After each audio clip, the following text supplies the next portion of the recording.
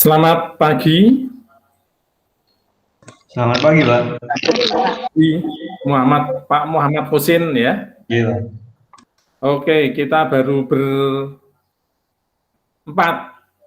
5 dengan presentasi. Nggak apa-apa ya. Semoga semuanya sehat-sehat semua.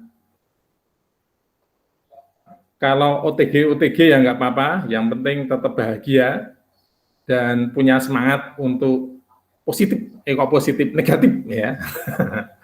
Karena kita tidak pungkiri bahwa pandemi gelombang ke berapa? 2 ini ya, begitu dahsyat. Ya. Di RT saya juga dalam 2 hari langsung 8 orang terkena. RT belakang juga 8 orang. Ya. RT bawah ada 7. Wah, luar biasa. Kita tetap optimis, kita tetap bahagia, kita tidak boleh tersandera. Ya. Nah, kuliah pada pagi hari ini saya juga mencoba untuk diskusi dengan santai dan kalem saja. Baik,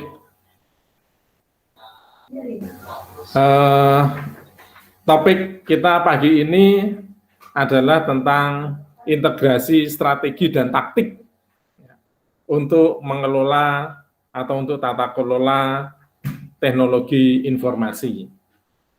Ya, kita masuk tahap berikutnya yaitu tentang beberapa mitos yang ada di dalam teknologi informasi. Ya.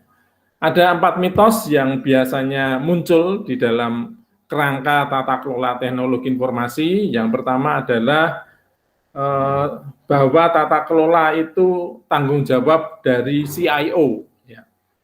Terhenti di situ masalahnya. Yang kedua, tata kelola harus dikaitkan dengan organisasi TI. Ya. Dan yang ketiga, tata kelola adalah bentuk baru dari manajemen TI. Dan yang keempat, mitos yang keempat adalah tata kelola itu fokus pada desentralisasi. Ya. Nah, kita lihat satu persatu, apakah ya seperti itu. Nah, kita mau membahas yang pertama, mitos yang pertama, tata kelola TI adalah tanggung jawab dari CIO. Nah, CIO itu kan Chief Information Officer ya, artinya bahwa tata kelola TI itu hanya tanggung jawab dari direktur. Nah, kalau tidak ada direktur ya mungkin pimpinan tertinggi dari organisasi TI yang ada. Organisasi TI yang ada di lingkungan kita. Ya, seperti saya saat ini juga ketua data dan informasi dari kampus. Nah, ketua tertinggi ya saya. Nah, ternyata saya bukan CIO ya, hanya ketua UPT saja. Nah, kita lihat apakah iya itu hanya tanggung jawab dari saya gitu ya? Apakah itu hanya tanggung jawab dari kepala EDP? Apakah itu tanggung jawab dari manajer MIS misalkan gitu?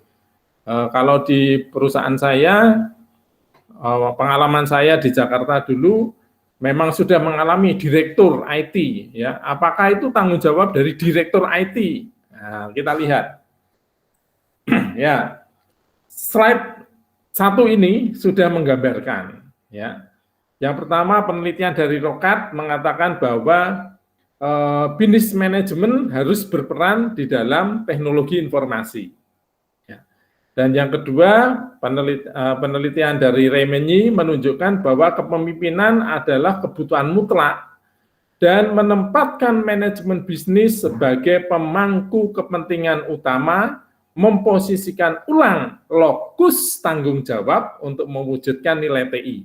Lokus itu tempat tanggung jawabnya. Secara tepat di tempat yang seharusnya.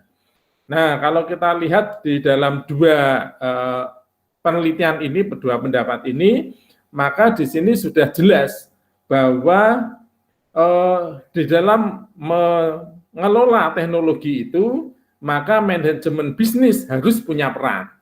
Ya, itu menurut Rokat. Sedangkan yang kedua adalah bahwa tempat, ya, lokus tempat tanggung jawab dari nilai TI itu harus digeser atau bisa digeser, ya toh. Tergantung dari bagaimanakah pola kepemimpinan atau pengelolaan bisnis. Nah, kemudian kalau kita lihat dari gambar yang tersaji di situ, maka kita lihat bahwa tata kelola ini ya ternyata ada di antara atau di dua-duanya, yaitu business manager dan IT manager. Kalau itu yang tertinggi posisi di dalam satu perusahaan. Nah, posisi yang paling tinggi di dalam satu organisasi adalah direktur utama misalkan, atau corporate eksekutif, atau kalau di dalam dunia kampus ya barangkali sekolah tinggi itu punya ketua, kalau di dalam sekolah punya kepala sekolah, kalau di dalam rumpun sekolah-sekolah barangkali ada yayasan, maka ketua yayasan itu juga boleh punya peran. Ya. Kalau kemudian kalau di universitas ya ada rektor, nah, maka rektor itu bisa menjadi atau berposisi sebagai corporate eksekutif, tapi bisa juga ditarik ke tempat yang lebih tinggi lagi, yaitu ketua yayasan.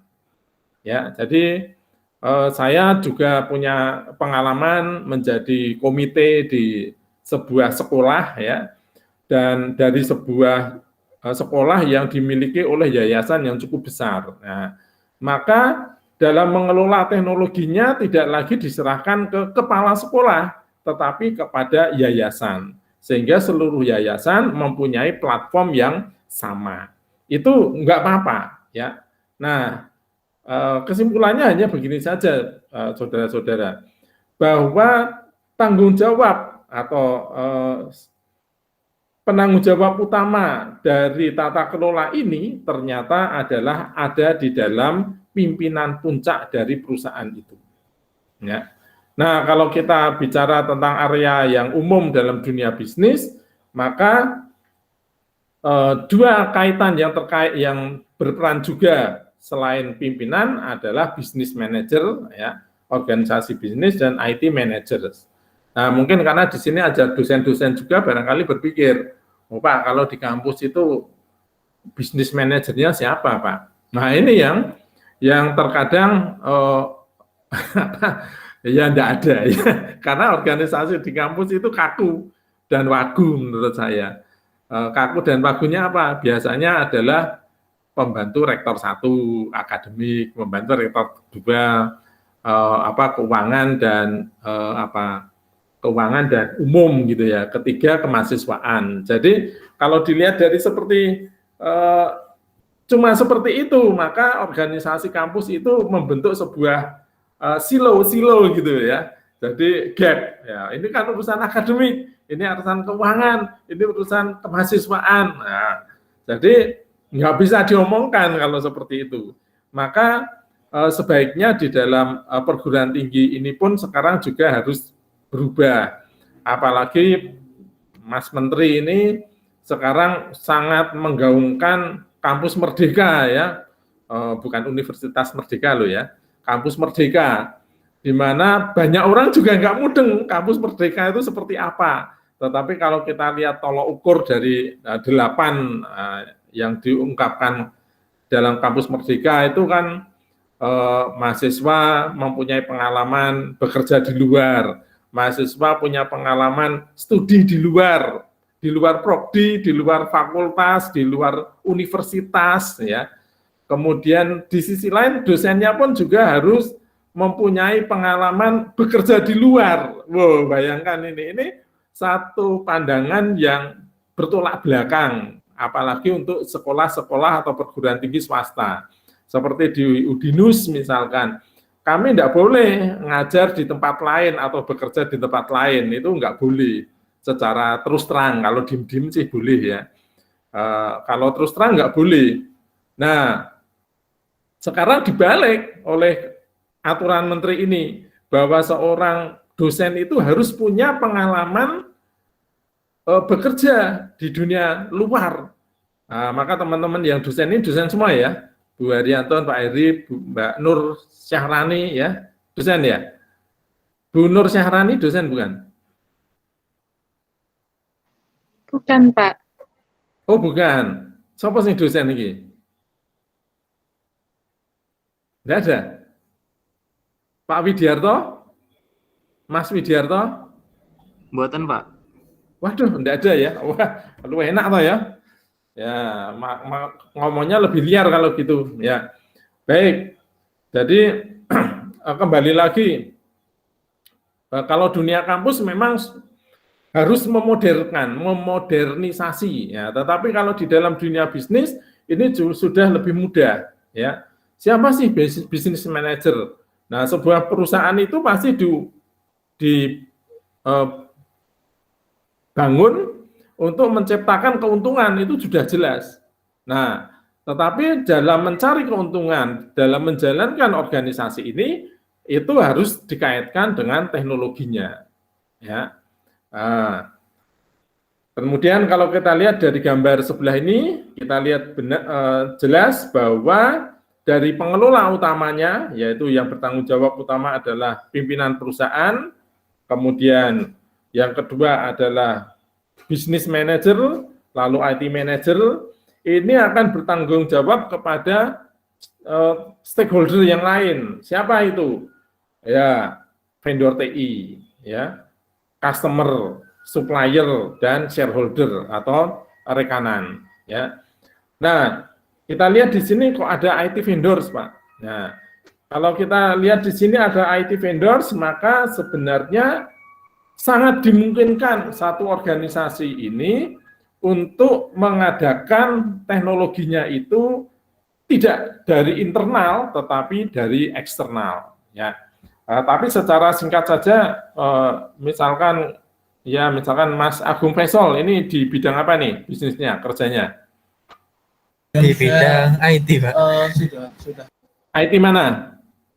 Rumah sakit, Pak. Misalkan di rumah sakit, ya, di rumah sakit, namanya rumah sakit ya, Mas ya, namanya rumah sakit. Maksud saya bisnisnya rumah sakit. Jadi apa sih tujuan rumah sakit didirikan,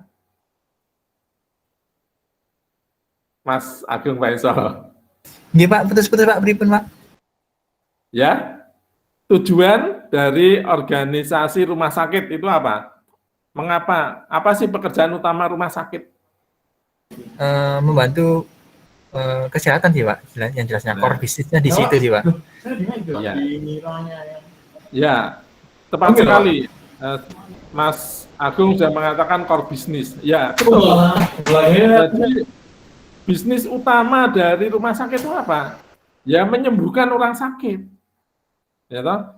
Nah, makanya harus diperdalam tentang ilmu-ilmu yang berhubungan dengan penyakit atau menyembuhkan orang sakit. Ya, bagaimana pengelolaan rumah sakit itu supaya orang yang sakit menjadi lebih cepat sembuh kan gitu ya? Itu utamanya di situ.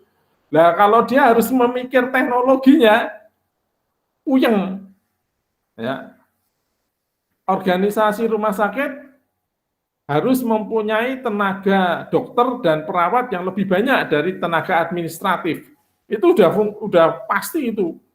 Nah, sekarang kita bicara teknologinya. Teknologinya untuk apa? Oh, teknologinya dipakai untuk apa ya? Oh, saya ingin memberikan layanan yang lebih baik kepada konsumen saya, ya, kepada pasien saya, pasca dia dirawat di rumah sakit. Nah, misalkan apa? Orang sakit jantung. Orang sakit jantung itu kan masuk ke rumah sakit kan biasanya kalau pas anfal ya.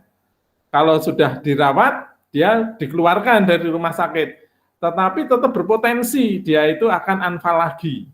Nah, maka untuk memberikan layanan, kita harus awasi dia.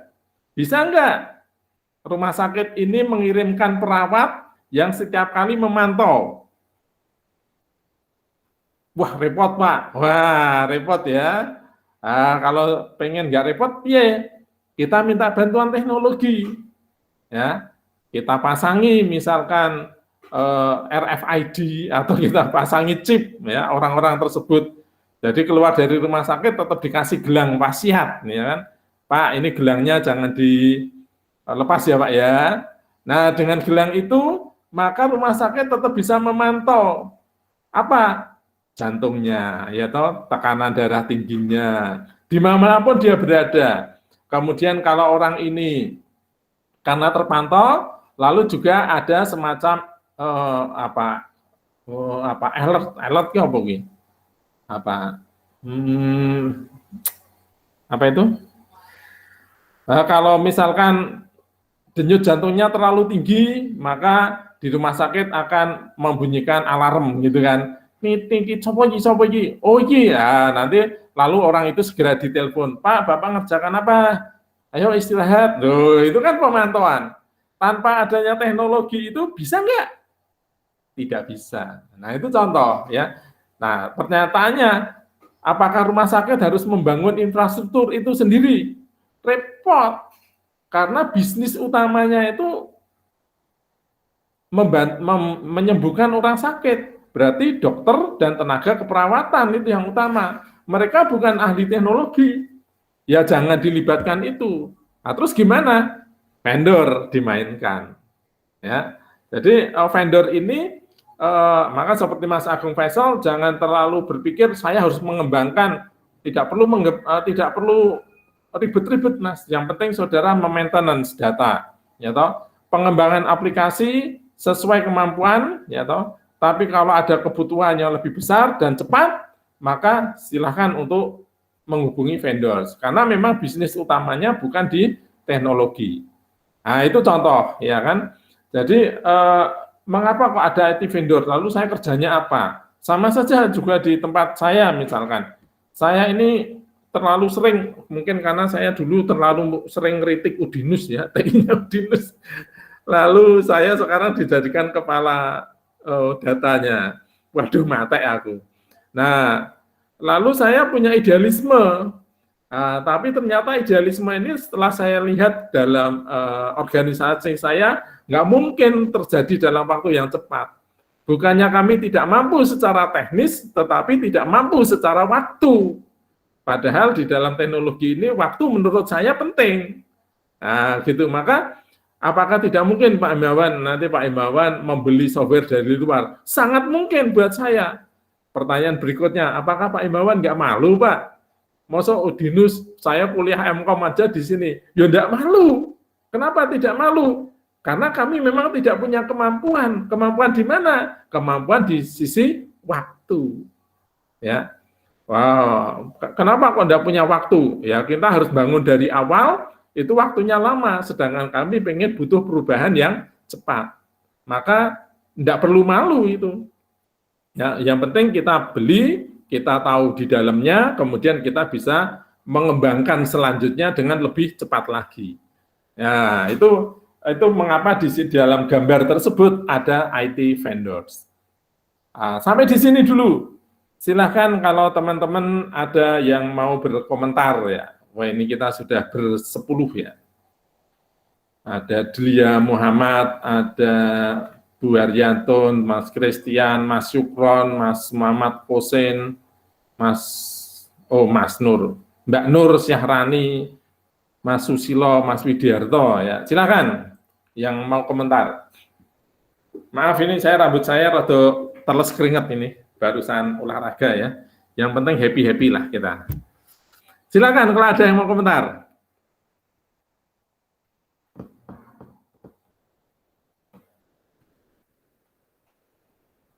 Ada? Teman-teman? Atau tanya ya nggak apa-apa, bertanya ya nggak apa-apa, komentar ya nggak apa-apa. Bagaimana dengan mitos yang pertama ini tentang tentang penanggung jawab utama di dalam tata kelola teknologi informasi? Tidak ada? Baik. Kita lanjut ke mitos yang kedua. Tata kelola TI harus dikaitkan dengan organisasi TI. Nah, kita lihat. Apakah iya? bahwa tata kelola teknologi informasi ini kaitannya hanya dengan organisasi TI. Nah, kita lihat bahwa dalam proliferasi yang lebih luas, ya, TI di dalam organisasi itu akan melibatkan 3 hal. Yang pertama adalah platform teknis, ya.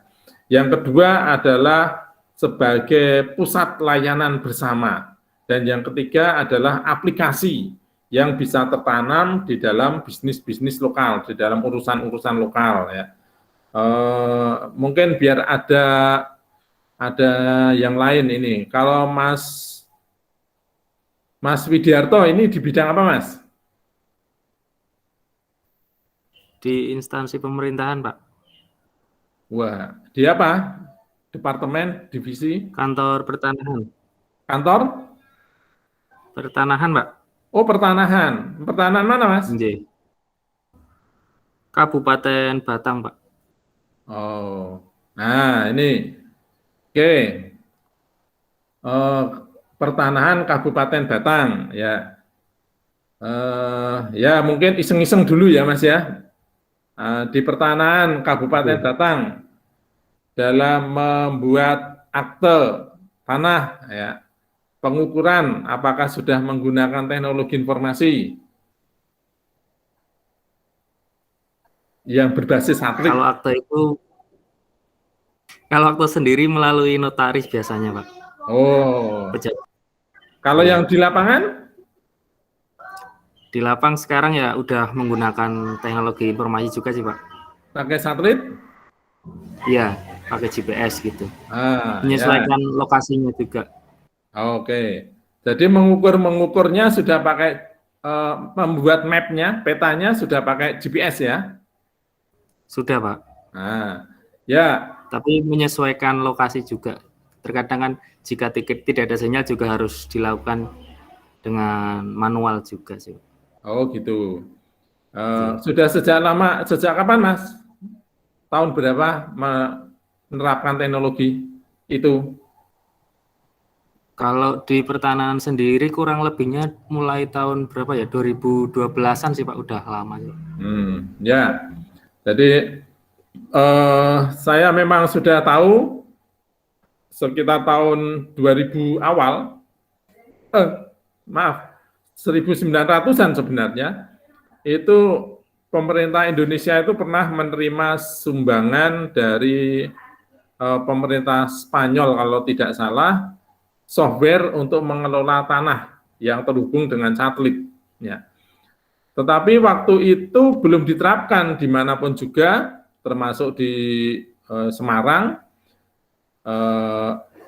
Malahan yang menerapkan itu kalau tidak salah waktu itu Kabupaten Karanganyar, ya, di mana dengan penerapan teknologi itu pengurusan tanah yang semula 3 bulan minimal menjadi 1 minggu maksimal, ya.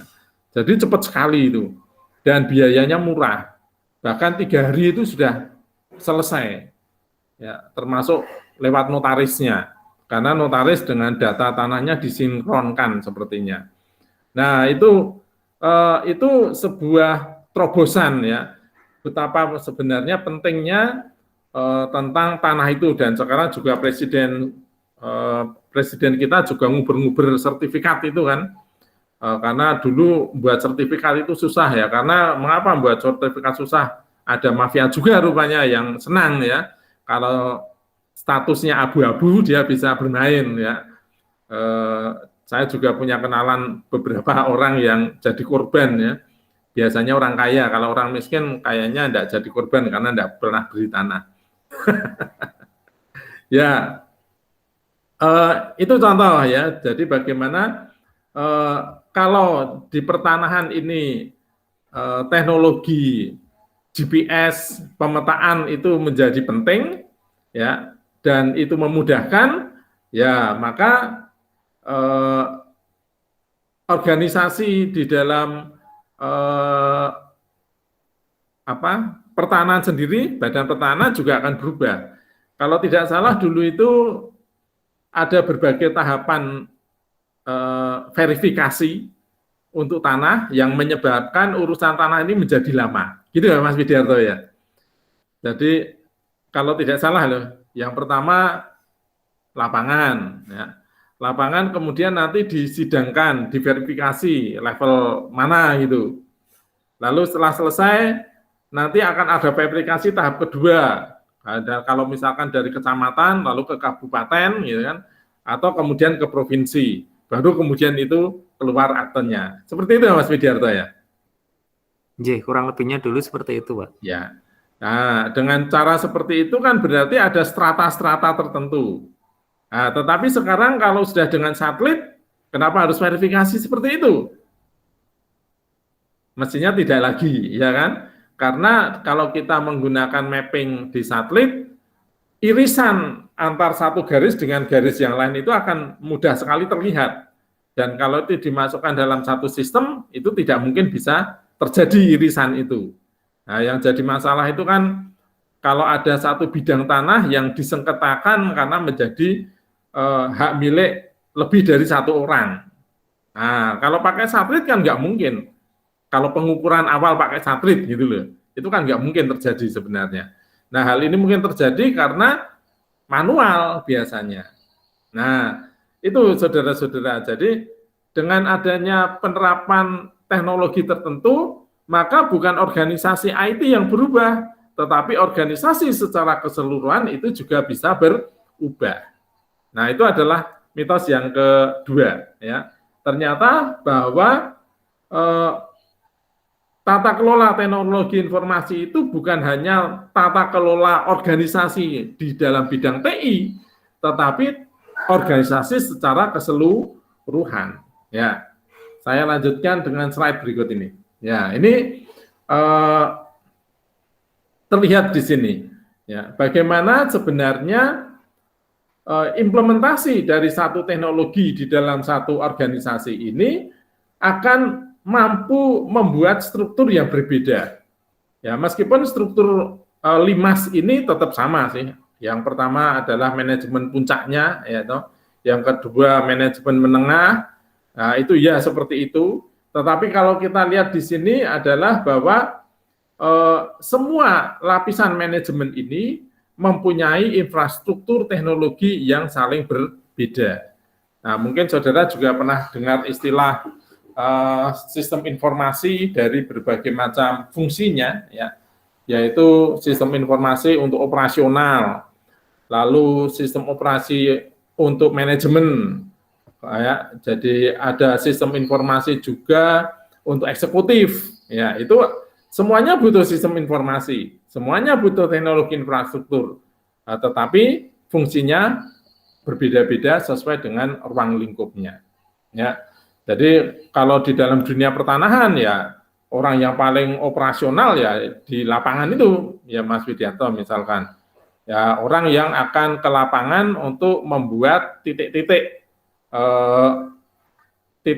koordinat yang akan membentuk satu peta. Ya, kemudian dari situ ya tidak perlu diverifikasi lagi karena dengan sistem mesinnya sudah akan ada verifikasi tersendiri. Tinggal nanti bicara tentang sejarah, ya kan? Karena kepemilikan tanah di Indonesia ini sudah sejak lama tidak tertib, ya, sehingga dan selalu melibatkan notaris, sehingga adanya apa itu akte ganda itu sangat mungkin, gitu ya Mas Widiarto ya. Pak. Munculnya akte-akte ganda, nah ini yang harus diselesaikan. Nah, tinggal itu saja. Kalau akte ganda itu ya nanti tinggal sejarah saja mungkin ya Mas Widiarto ya. Terus biasanya yang menyelesaikan nanti pengadilan, ya, pengadilan. Siapa yang lebih tua itu yang akan dimenangkan biasanya seperti itu. Nah, itu mitos yang kedua. Mitos yang ketiga, tata kelola TI adalah bentuk baru dari manajemen teknologi.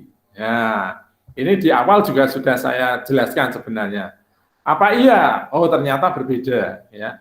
Bahwa tata kelola teknologi informasi berbeda dengan manajemen teknologi informasi. Dulu sudah saya jelaskan juga ini. Bahwa teknologi informasi itu lebih luas, ya. Kontribusinya terhadap kinerja bisnis saat ini dan akan datang, dan ruang lingkup yang dikelola itu bukan hanya internal tapi lebih kepada eksternalnya. Ya, itu berbeda di situ. Baik, ini sudah mengulang di awal dulu. Mitos yang keempat adalah bahwa tata kelola teknologi informasi ini fokus kepada desentralisasi. Mengapa isu desentralisasi ini muncul? Karena memang semakin ke sini, itu infrastruktur teknologi itu semakin desentralisasi. Saudara mungkin juga dengar istilah sistem tersebar, ya, di mana ada sistem yang saling independen, yang bisa diintegrasikan dengan mudah. Maka kemudian yang muncul adalah desentralisasi. Nah, apakah iya bahwa tata kelola teknologi itu akan fokus kepada pengelolaan desentralisasi? Ya, kita lihat. Yang pertama, sentralisasi dan desentralisasi ini sebenarnya dua istilah atau dikotomi yang tidak bermanfaat. Yang tidak bermanfaat, ya, tidak bermakna, ya, saat dipakai untuk generalisasi dalam tata kelola TI. Maksud dari kalimat ini adalah nggak penting ngomong desentralisasi atau sentralisasi di dalam mengelola teknologi, itu nggak penting. Loh, kok nggak penting? Memang nggak penting, karena nah ini alasannya. Kalau kita bicara tata kelola teknologi informasi yang terpusat, nah ini biasanya kaitannya adalah untuk organisasi yang berukuran kecil, ya, no? Kemudian mengikuti strategi bisnis yang berfokus kepada biaya. Jadi terpusat itu kaitannya dengan efisiensi biaya. Yang ketiga adalah bahwa tata kelola bisnisnya juga terpusat, semuanya ditentukan oleh kantor pusat. Yang keempat adalah untuk menciptakan sebuah stabilitas lingkungan, ya, satu komando. Orang sekarang senang istilahnya ngomong satu komando. Wong-wong dong ngomong satu komando, nggak sadar ternyata komandonya banyak, pusatnya jadi banyak. Yang kelima adalah produk atau layanan bisnis dengan informasi yang rendah, ya. Yang ketiga, yang berikutnya 6 adalah rendahnya pengalaman bisnis dan kompetensi di dalam mengelola TI. Ya, karena keterbatasan ini, maka pengendaliannya ada di tingkat pusat, maka teknologinya dibuat terpusat. Itu biasanya seperti itu. Nah, demikian pula, mengapa orang menetapkan tata kelola yang desentralisasi, itu biasanya adalah kaitannya dengan organisasi yang besar, organisasi yang kompleks, ya. Lalu ada kantor pusat, lalu ada kantor cabang. Nah, lalu bingung, ya, akhirnya terus cabang-cabang itu, kita buat desentralisasi. Ya. Biasanya seperti itu. Yang kedua adalah mengacu kepada strategi bisnis, ya, yang berinovasi, yang berfokus pada inovasi. Ya.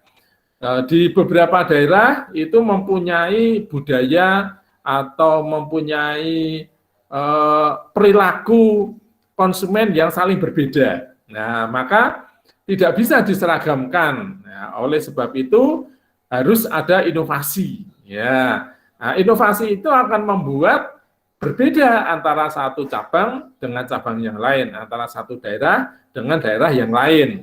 Nah, maka tidak bisa dikelola seperti itu. Kalau disentralisasi nggak bisa, maka dilakukanlah desentralisasi, ya. Jadi misalkan seperti di rumah sakit, ya. Rumah sakit ini kan kompleks, ya, kompleks. Lalu masyarakat kita itu juga sebenarnya kompleks. Contoh, mau tidak mau, banyak masyarakat Indonesia, sekalipun modern loh ya, itu tetap senang dengan teknologi kedokteran yang boleh dikatakan bukan kuno sih, tetapi punya budaya tertentu. Ya, contoh, akupuntur, tusuk jarum. Di dunia kedokteran itu nggak ada itu tusuk jarum. Tetapi fakta yang lain, banyak masyarakat modern itu masih menyukai tusuk jarum. Nah, kemudian Bagaimana dengan cara seperti ini? Ya nggak bisa pemerintah itu rumah sakit itu kemudian menolak mentah-mentah, oh nggak payu. Ya, nah, faktanya sekarang banyak rumah sakit yang mengakomodir, ya, mengakomodir teknik pengobatan dengan akupuntur. Tetapi tentunya kalau ini di dalam rumah sakit sudah diselidiki, ya, dari sisi medisnya, ya ada itu. Lalu juga jamu-jamuan, orang Jawa itu senang jamu, ya toh, senang sesuatu yang herbal. Ya kalau dia suruh makan obat-obat yang kimia, ya enggak mau, ya enggan. Nah, bagaimana ini rumah sakit menghadapi? Ya kalau dia kemudian menolak mentah-mentah, ya tidak tercipta itu sinergi itu, pengen nyembuhkan tapi memaksa menggunakan obat-obat tertentu. Nah, ini dunia modern sekarang sudah berubah. Rumah sakit modern sekarang ternyata juga sudah mengembangkan obat-obat yang bersifat herbal, ya, yang berasal dari jamu. Karena faktanya sebenarnya membantu, hanya pengkajian secara ilmiahnya sering belum dimunculkan. Nah, jadi sekarang kita kenal adanya obat-obat herbal. Bahkan ada rumah sakit yang mengkhususkan di dunia herbal obatnya. Nah, ini inovasi ya. Contohnya seperti itu. Wah, kalau begitu berarti layanan rumah sakit ini menjadi apa? Beda dong. Iya, beda satu tempat dengan tempat yang lain. Belum kalau kita bicara geografis. Di Kalimantan itu banyak orang kan tidak tinggal di daratan, maksudnya di pedalaman gitu ya, daratan pedalaman. Tapi banyak juga justru lebih banyak orang yang tinggal di pinggiran sungai. Karena kalau di Kalimantan itu sungai lalu menjadi sebuah urat nadi utama dalam kehidupannya. Ya, mungkin teman-teman sekali-kali atau ada yang dari Banjarmasin ini. Tidak ada ya? Ada yang dari Banjarmasin, Kalimantan? Halo? Enggak ada ya? Wah, ya sudah.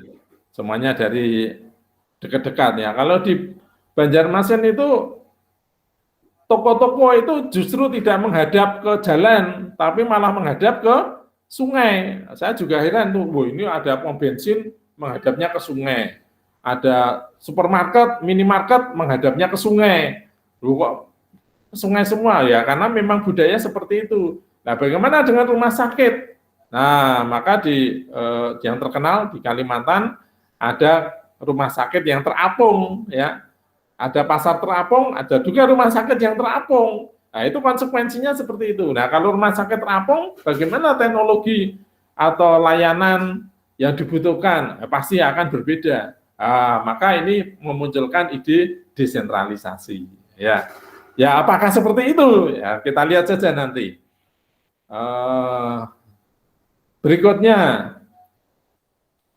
volatilitas lingkungan. Ya, lingkungan itu mudah berubah. Ya, karena perubahan yang cepat ini biasanya kalau semuanya harus terpusat, lalu menjadi sulit. Ya, maka ya sudah kita serahkan perubahan itu di masing-masing lingkungan. Maka memunculkan ide desentralisasi. Nah, demikian pula dengan yang lainnya, produk layanan yang intensif dan informasi dan proses, ya. Lalu pengalaman bisnis yang tinggi, ya, itu akan mempengaruhi desentralisasi. Ya, apakah ya seperti itu? Nah, ini 2 poin mengapa alasan-alasan mengapa orang membuat teknologi terpusat dan mengapa membuat teknologi yang terdesentralisasi. Nah, jawabannya ada di sini, teman-teman. Ya, jadi bahwa terpusat dan tidak terpusat itu bisa dilakukan di dalam sebuah organisasi. Ya.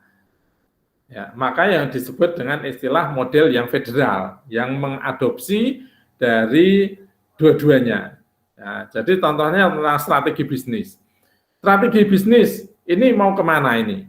Nah, kita fokusnya kemana? Kalau fokusnya ke biaya, efisiensi biaya, maka kita akan melakukan sentralisasi. Tapi kalau kita fokusnya ke inovasi, ya lebih baik strateginya dibuat terdesentralisasi. Ya, ini contohnya begini, ya kan? Lalu juga tentang tata kelola bisnisnya. ya. Tata kelola bisnisnya ini bisa sentralisasi, bisa juga desentralisasi. Ya. Lalu tentang organisasi, biasanya kalau organisasinya kecil itu memang akan lebih efisien kalau sentralisasi.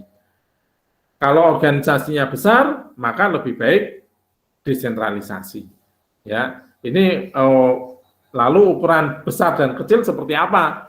Ya, itu akan dirumuskan sendiri. Ya. Karena kita tahu juga sentralisasi itu akan lebih mudah bagaimanapun juga daripada desentralisasi. Lalu tentang intensitas informasi. Kalau intensitas informasinya itu tinggi, ya, maka lebih baik desentralisasi.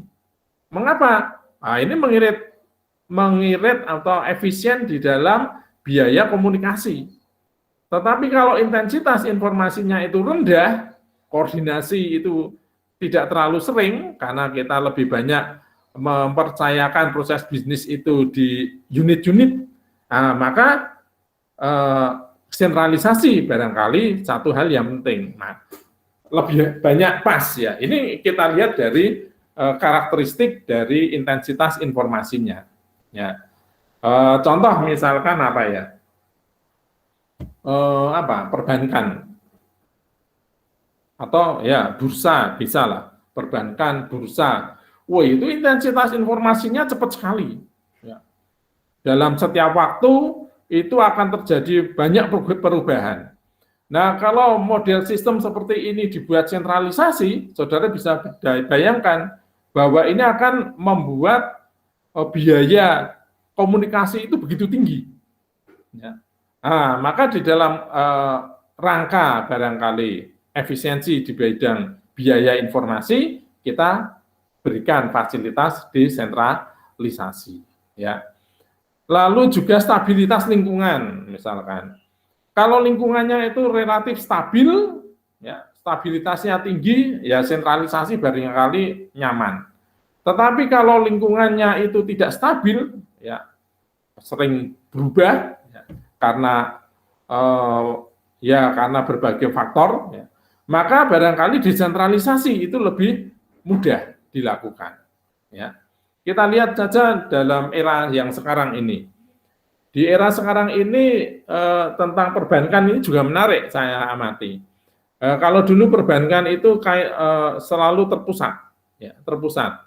Semuanya adalah dihubungkan dengan pusat, ya. Sehingga kadang membuat transaksi itu menjadi lebih lama. Orang mau menyimpan uang itu tidak kemudian saat itu hasilnya terlihat, tetapi barangkali akan dihitung ulang dulu, ya, berapa bunganya, ya, sehingga perlu waktu. Itu dulu ya. Kemudian dulu itu juga tidak bisa antar cabang itu ya. Perbankan itu nggak bisa antar cabang. Jadi kalau kita nasabah cabang A, ya transaksinya harus di cabang A.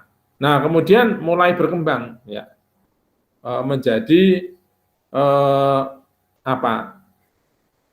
bisa antar cabang, ya, bisa antar cabang. Jadi kalau saya lihat dulu itu bank itu ya terpusat, lalu kemudian tersebar, lalu mengkombinasikan. Ya. Nah, sekarang ini mau kemana, Pak? Sepertinya mau terpusat lagi, karena perbankan sekarang tidak lagi membutuhkan cabang-cabang barangkali. Semakin masifnya penyelenggaraan mobile bank, ya, maka cabang-cabang menjadi tidak diperlukan, tidak dibutuhkan. Ya. Meskipun tentang ini saya juga masih katrok ini, saya belum terlalu berani untuk ke mobile bank karena kok banyak kasusnya. Meskipun duit saya juga nggak banyak sih. Lalu juga yang berikutnya adalah kompetensi bisnis. Ya.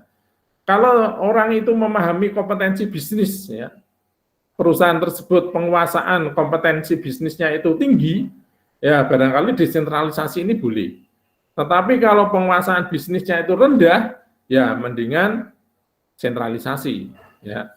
Jadi kalau setiap cabang itu mempunyai orang-orang yang pinter, tenaga-tenaga profesional, ya biarkan aja dia jalan sendiri. Nah itu desentralisasi cocok. Tetapi kalau ternyata orang-orang di cabang itu bukan orang-orang yang pinter, ya, maka kita kendalikan dari pusat teknologinya. Itu saudara-saudara. Jadi ternyata bahwa tata kelola teknologi informasi itu tidak hanya berfokus kepada penciptaan sentralisasi atau ke desentralisasi, ya, tapi dalam hal ini desentralisasi. Tetapi sebenarnya kita tidak pernah memperhitungkan itu. Di dalam tata kelola ini kita tidak pernah merumuskan bahwa ini harus tersentral, ini harus desentralisasi. Tidak seperti itu. Nah, ini ada satu contoh menarik barangkali teman-teman bisa lihat, ya, dibaca di sini, ya. Nah, ini ada 3 perusahaan, ya, perusahaan A, perusahaan B, dan perusahaan C. Kita simak bareng-bareng. Perusahaan A adalah bank besar yang fokus pada keunggulan operasional dan pengembangan produk dan layanan baru. Dan manajemen bisnisnya tidak memiliki keterampilan profesional dan pengetahuan untuk mengelola teknologi informasi. Nah, di sini pertanyaannya ini mau desentralisasi atau sentralisasi gitu, ya. Sebelum kita bahas, kita masuk ke B.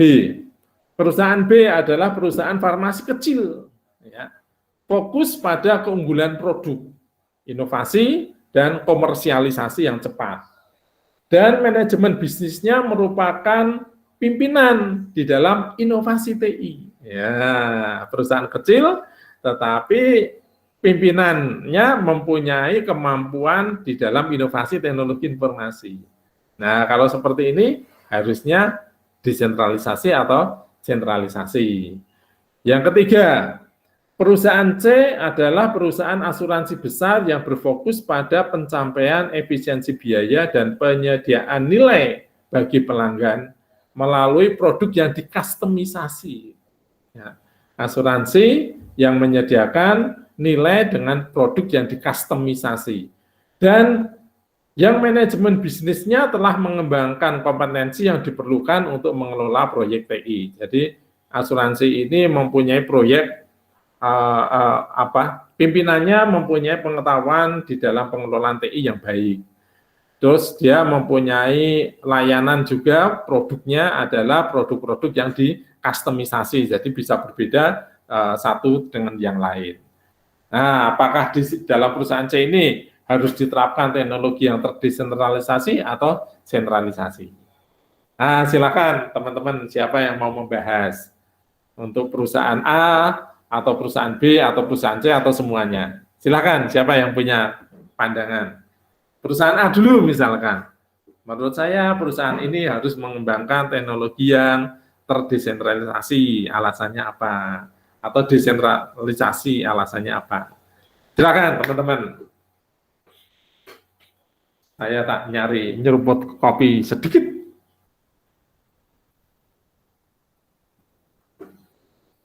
Ya, siapa punya pendapat?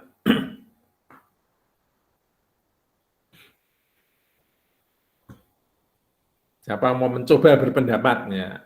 Mau membahas yang mana? Yang A, B, atau C? Silakan. Oh, ini ada satu yang keluar siapa?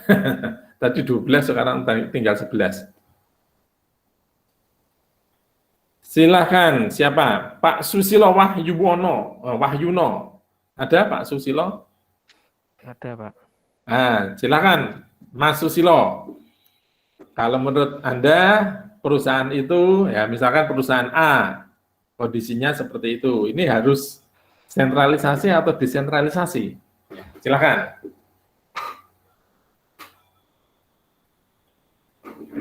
Bebas ini. Orang no salah bener. Kalau menurut saya perusahaan A mungkin menerapkan sentralisasi terlebih dahulu, Pak.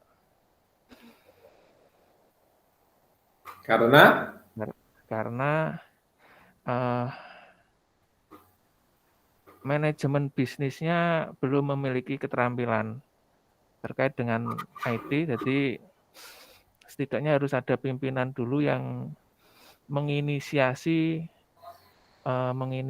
untuk perubahan layanan di bidang IT dulu.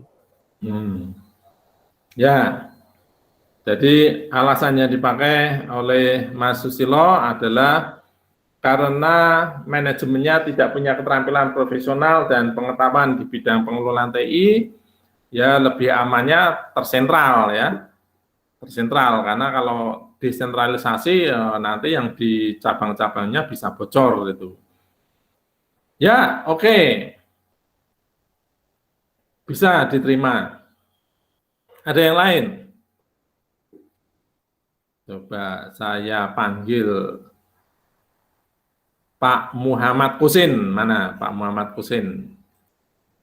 Mungkin kalau perlu videonya kalau kuat ya. Kalau tidak kuat ya jangan sih. Pak Muhammad Kusin, silahkan. Iya, Pak. Ya, mau A, B, atau C?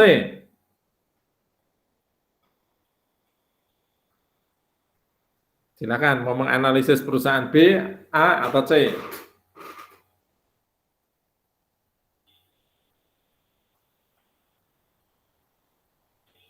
Mas Kusim? Halo? Wah, macet jangan-jangan. Halo, Mas Muhammad Kusin? Kayaknya trouble ya. Mbak Nur Syahrani. Mbak Nur Syahrani. Halo, Mbak Nur Syahrani.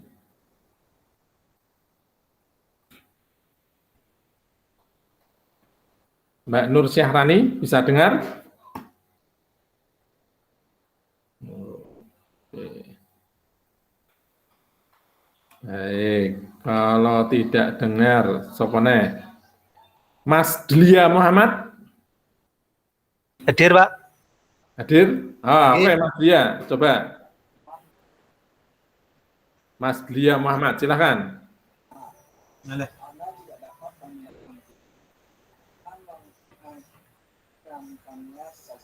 Yang C, Pak. Oke, silakan. Ya, yang C itu karena dia manajemen telah mengembangkan kompetensi yang diperlukan. Jadi sekiranya dia sudah ada pengembangan, manajemennya sudah bagus, berarti bisa untuk desentralisasi. Dan gitu. Oke, ya karena ini berlawanan dengan perusahaan A ya. Kalau J. perusahaan A, Mas tadi, karena perusahaan A ini belum mempunyai keterampilan, ya sebaiknya sentralisasi. Sebaliknya kalau perusahaan C ini, orang-orangnya sudah memiliki keterampilan, kompetensi yang diperlukan, ya lebih baik desentralisasi gitu ya Mas ya. J, Pak. Oke, tapi kalau saya tanya ini Mas Dia ya, asuransi ya, asuransi ini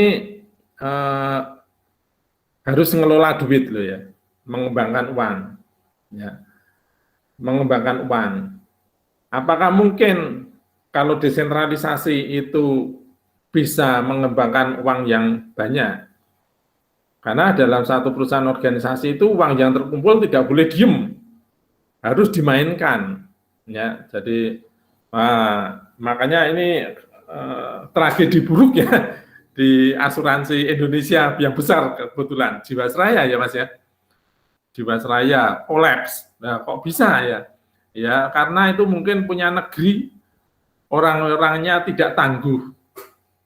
Perusahaan asuransi itu harus dikelola oleh orang-orang yang pinter muter duit, istilahnya kan gitu. Sehingga dari uang yang disetorkan oleh nasabah yang relatif sebenarnya kecil, perusahaan harus memberikan dalam bentuk yang besar kalau terjadi, kan gitu. Kalau terjadi, tapi memang semuanya berdoa jangan terjadi, karena kalau tidak terjadi, asuransi akan mendapatkan keuntungan, ya. Tapi kalau terjadi pun, kalau perusahaan ini mampu mengelola uang yang banyak, ya tetap aja nggak masalah. Maka kunci dari satu perusahaan asuransi ini adalah kemampuan untuk mengelola keuangannya. Nah, menurut saya, semakin besar uang yang dikumpulkan, semakin besar yang dimainkan, maka gain atau keuntungan yang bisa didapatkan itu juga semakin banyak. Kalau di dalam dunia bisnis kan ada semacam istilah kalau pengen mendapatkan ikan yang besar, ya pakailah umpan yang besar. Kalau ikan yang kecil, ya umpannya kecil. Ya, kalau tak balik, kalau umpanmu kecil, ya paling dapatnya ikan yang kecil. Tapi kalau umpanmu besar, ya pasti kemungkinan akan mendapatkan ikan yang besar. Nah, kalau ini didesentralisasi, kan uangnya jadi kecil-kecil, Mas. Ya kan? Nah, kalau dikumpulkan, uangnya besar. Maka kemungkinan kalau itu diputar, ya hasilnya akan menjadi lebih besar. Maka sentralisasi itu menurut saya lebih pas. Saya tidak melihat bahwa kemampuan IT di orang-orangnya itu banyak yang pinter, tetapi saya melihat dari sisi core bisnis asuransi itu adalah muter duit. Gitu Mas Dia. Nggak salah sih Mas Dia Muhammad menjawab tadi. Tapi ternyata kita bisa mempunyai pandangan yang berbeda yang juga sama-sama benar. Nah, itu nanti yang akan kita diskusikan di dalam organisasi. Apakah kita mau mengimplementasikan secara terpusat atau tidak terpusat. TI-nya barangkali boleh tidak terpusat, ya terdesentralisasi. Tetapi bisnisnya itu terpusat. Itu ya bisa. Oh ya, omongannya Pak Himawan benar juga ya. Yang misalnya begitu. Oh ya, saya kan S3-nya kan manajemen bisnis ya. Jadi ya mesti ngerti lah seperti itu. Oh iya benar. Nah, terus gimana Pak? Ya kita tidak semuanya terpusat. Ya. Nah, di dalam organisasi itu masalahnya banyak kok. Ya. Artinya bukan hanya satu unit saja. Beberapa unit, maka itu juga bisa diselang-seling mana yang harus terpusat, mana yang tidak terpusat. Ya, itu saudara-saudara. Mungkin ada pendapat yang lain akan membahas, silakan.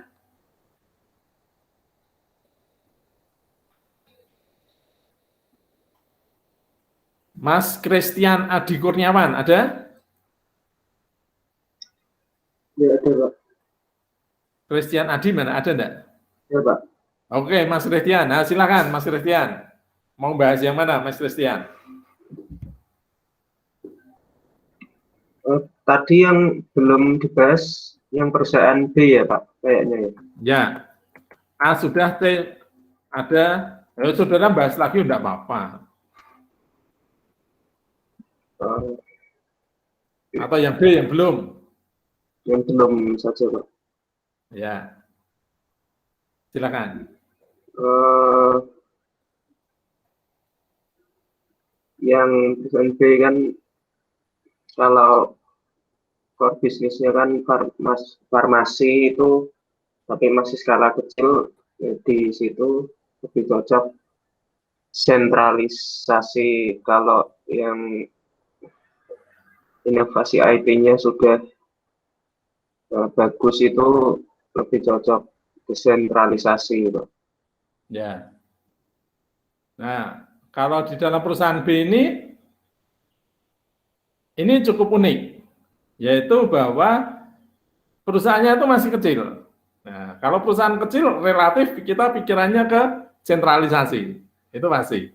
Ya, perusahaan kecil sentralisasi saja. Ya. Tetapi lihat bahwa manajemen bisnisnya ini adalah orang-orang yang mempunyai kemampuan dalam melakukan inovasi di bidang TI. Nah, kalau orang-orang yang mempunyai kemampuan inovasi di dunia TI, maka dia bisa mengembangkan TI-TI secara lokal sebenarnya. Nah, sehingga terciptalah desentralisasi itu. Nah, maka ini menarik. Kita lihat dari mana nih? Mau desentralisasi atau sentralisasi? Atau mana yang didesentralisasi, mana yang sentralisasi? Siapa? Mas Christian tadi ya? Ya, silakan Ya. Mas Christian. Ya. Berarti kan IT-nya dia bisa tidak terpusat Pak, karena inovasi IT-nya sudah dipimpin oleh orang yang kompeten, jadi bisa desentralisasi di situ, tapi di farmasinya karena masih skala kecil, itu lebih baik sentralisasi dulu. Ya, ya, oke, itu jawaban yang cukup moderat, Dan ya berarti kita sudah memecahkan, ya, mementahkan, maksud saya, mementahkan mitos bahwa kita itu tidak akan menentukan bahwa harus desentralisasi. Enggak. Tata kelola tidak bicara ke situ. Kita tetap terbuka. Apakah itu mau desentralisasi, apakah itu sentralisasi. Ya, maka jawaban berikutnya memang akan memunculkan satu tata kelola yang kita kenal dengan istilah tata kelola yang federal. Ya, artinya federal, ya kita mengadopsi dua-duanya. Ya. Selama dekade terakhir, organisasi telah berubah menjadi yang terbaik dari kedua dunia. Dunia apa? Ya, dunia desentralisasi dan sentralisasi itu. Dengan mengadopsi struktur tata kelola teknologi yang federal. Jadi di dalam tata kelola teknologi pun juga kita bisa pecah dalam membuat sebuah sistem, itu kita bisa juga pecah. Mana sistem yang harus terpusat, mana sistem yang bisa didesentralisasi. Ya, jadi dalam satu sistem itu pun bisa dipecah. Contoh ya, ini contoh. Kalau saat sekarang ini penggunaan teknologi informasi atau penggunaan jalur internet ini kan bebannya menjadi lebih berat. Ya. Dulu tidak ada kuliah online sehingga tidak setiap orang itu atau setiap siswa mahasiswa itu menggunakan bandwidth internet. Tetapi saat sekarang ini setiap siswa mahasiswa harus melakukan itu. Nah, akibatnya apa? Akibatnya ya jalurnya itu menjadi lebih padat. Pertanyaannya memang apakah pengembangan infrastruktur ini dibarengi dengan kebutuhan sekarang ini? Sepertinya tidak. Ya, sepertinya pengelola jaringan internet di Indonesia ini juga tidak cukup fleksibel untuk segera membuka bandwidth-nya menjadi lebih besar karena penggunaan yang lebih besar. Nah, akibatnya adalah bahwa terjadi penurunan rate itu, ya. Contoh ya, seperti saya sudah lama berlangganan internet, ya meskipun cuma 15, tapi dulu udah sangat cukup menurut saya. Oh, cepat kita download, upload itu cepat. Nah, sekarang ini tidak bisa. Ya, lambat ya sekarang. Saya mengalami perlambatan itu. Demikian pula di dalam kita melakukan kuliah seperti ini, ya terkadang kalau pagi hari pas banyak sekolah jalan, banyak mahasiswa itu tidak bisa menyalakan videonya, tidak kuat. Ya, pas ujian tidak kuat Pak, malah mati. Wah ya sudah. Nah ini karena rate bandwidth-nya yang terlalu rendah. Ya. Jadi dengan kondisi yang seperti ini, maka terjadilah masalah kalau kita selalu menggunakan model yang terpusat. Ya, itu masalah. Ya, contoh misalkan di Udinus ini kan pengen pendaftaran itu banyak secara online gitu. Tapi faktanya mereka mengirimkan data nggak nyampe, trouble. Nah, seperti ini nggak bagus menurut saya. Kalau semuanya harus terpusat, ya barangkali kita harus mengelola sistem yang terdistribusi, ya.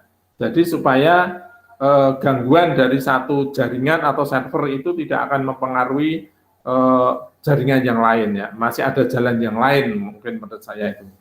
Nah, ini yang disebut dengan hal yang terbaik, ya. Jadi kita jangan ngomong semua terdesentralisasi, semua sentralisasi. Tapi kita lihat kasus-kasusnya. Ya, jadi mungkin dalam pelayanan ini kita desentralisasi, dalam layanan yang lain kita sentralisasi. Ya. Yang kedua, dalam model tata kelola TI federal, keputusan infrastruktur TI itu terpusat, keputusan infrastruktur. Ya. Dan keputusan aplikasi bisa didesentralisasi. Ya, jadi kalau infrastrukturnya itu terpusat. Ya, mengapa infrastruktur terpusat? Ya supaya kita mempunyai platform yang sama, menggunakan jaringan yang sama. Tetapi boleh setiap area nanti mengembangkan aplikasi-aplikasi tersendiri. Ya. contoh ya, misalkan gini. Saya mempunyai perusahaan, barangkali ini contoh, bukan saya punya perusahaan ya. Satu perusahaan yang saya punya pabrik, ya, saya punya distributor, tapi saya juga mempunyai toko-toko retailnya untuk jual. Nah, saya pengen menerapkan sebuah konsep enterprise resource planning, ya. Nah, kalau saya ingin menerapkan enterprise resource planning, maka infrastruktur datanya itu semuanya harus seragam, jelas itu. Supaya data dari konsumen bahkan masuk ke retail sampai dengan ke pabrik itu semuanya bisa terhubung. Ya. Tetapi bagaimanakah dengan pembuatan aplikasinya? Wah ya jelas, urusanmu.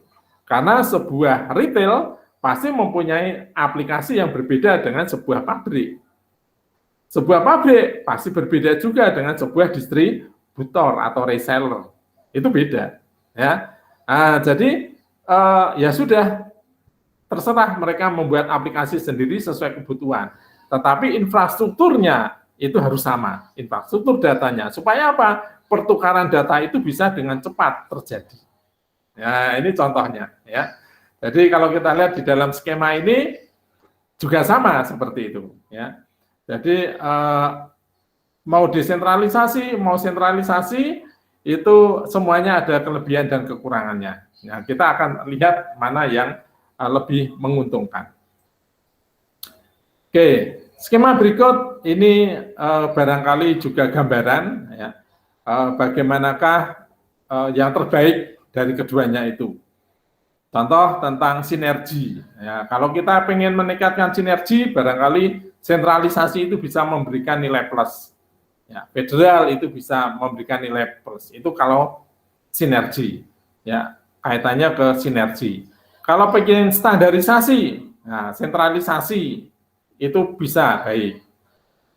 Federal juga bisa baik, artinya mengadopsi bawahan, tapi tidak kita desentralkan. Kalau desentralkan kan memberikan kekuasaan itu kepada cabang, boleh dikatakan gitu.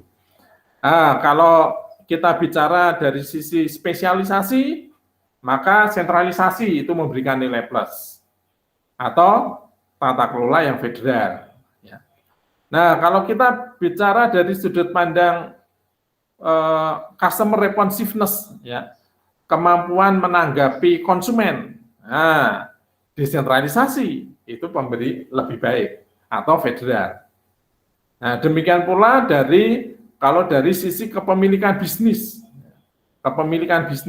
itu desentralisasi akan lebih meningkatkan rasa memiliki itu daripada sentralisasi, atau menggunakan model yang federal, ya, mengadopsi dua-duanya itu juga menguntungkan, memberi nilai plus. Dari sisi fleksibilitas, ya, kalau kita bicara fleksibilitas, desentralisasi itu memberikan nilai plus atau federal IT.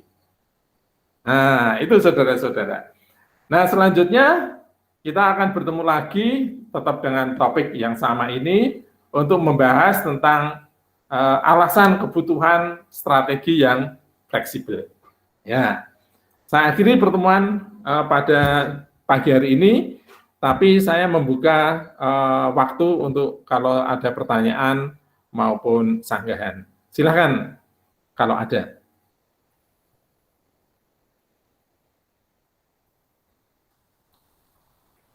Tidak ada?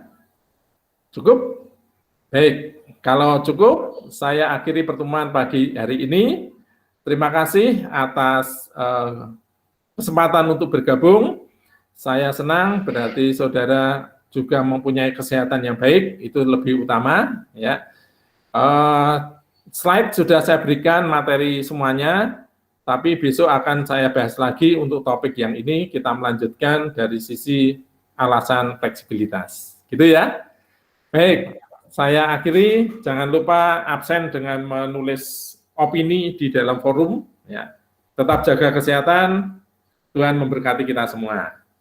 Selamat pagi. Ya, saya izin. Terima kasih, Pak. Terima kasih, Pak.